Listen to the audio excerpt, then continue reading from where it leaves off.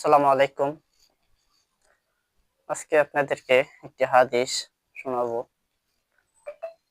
যে শিশুটা কথার শুরু থেকেই লা ইলাহা ইল্লাল্লাহ এই কালেমা জবান দিয়ে ফোটাবে ও মৃত্যুর সময় এই কালেমা তালকিন দিবে।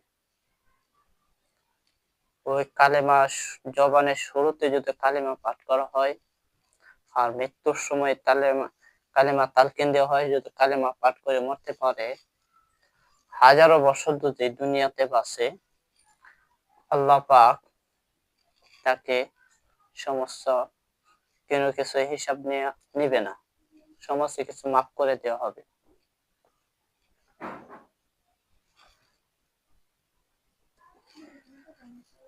এই জন্য এই কাজ শুরুতে তার সুন্দর করে প্রিয় ভাই,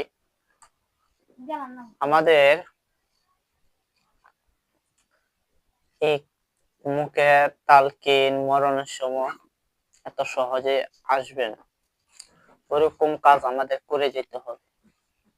আবার কথা শুরুতেই কালেমা তালকিন, মনে করেন কালেমা পাঠ করিতে হলো জবানের শুরুতেই, যদি বাবা মা দিনদার না থাকে সেটা কখনোই সম্ভব না।